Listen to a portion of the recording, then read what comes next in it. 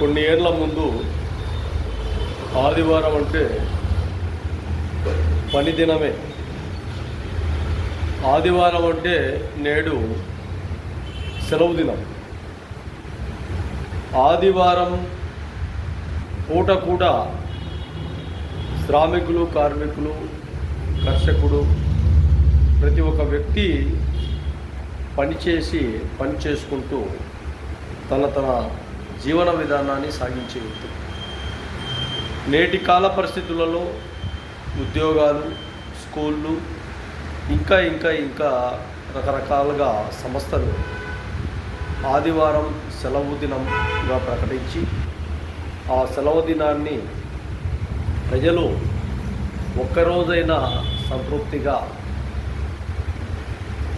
ఇంటిల్లిపాది మంచి ఆరోగ్యవంతంగా ఆ రోజు ఒక్కరోజు బాగుండండి.